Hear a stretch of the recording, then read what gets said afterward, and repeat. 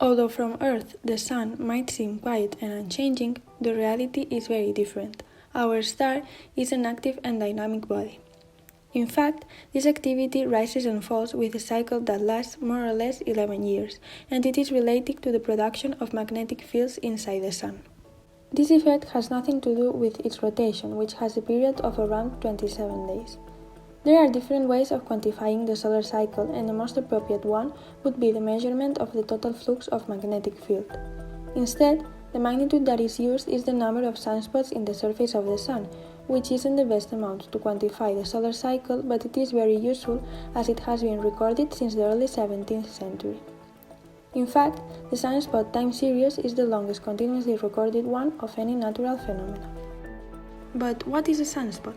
Well, sunspots are temporary phenomena that appear in the photosphere and look like spots darker than the surrounding areas. They have an intense magnetic activity.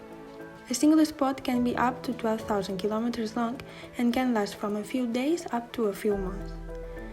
They appear in active regions and usually in pairs of opposite magnetic polarity.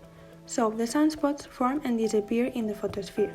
By counting the number of sunspots over a period of time, people realized that there was a periodic behavior. The number of sunspots increased and decreased following a cycle of about 11 years. This reflects the periodicity in the production of magnetic field.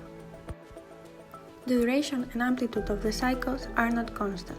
Also, the cycles are not symmetric with respect to their maximum, as the rise is shorter than the decline to their minimum. Often, the maxima show a double peak, and this fact is not yet understood. This periodic behavior also affects to the solar activity. It increases during the cycle, and the maximum is the moment of highest activity.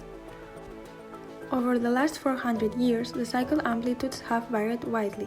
Some remarkable periods are datum minimum at the start of the 19th century, when there were two cycles with a much smaller amplitude, and Maunder minimum, between 1645 and 1715, when the sunspot cycle was interrupted and there was almost a total absence of sunspots. If we focus now on the latitude at which the sunspots appear during the cycle, we notice that it changes as the cycle progresses.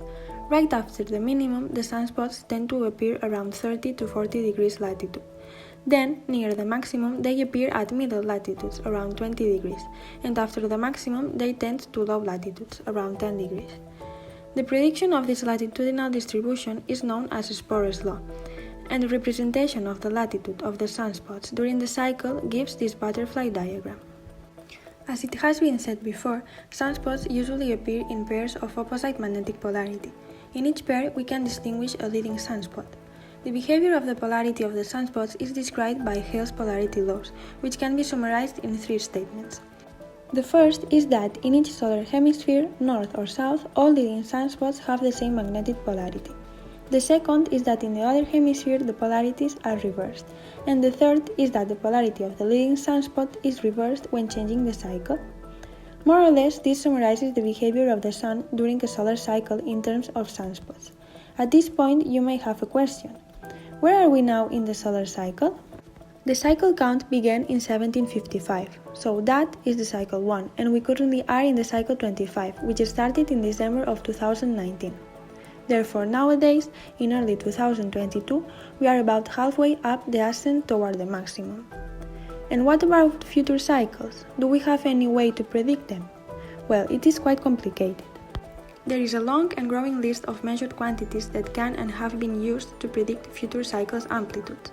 Prediction methods range from simple climatological means to physics-based dynamos with assimilated data.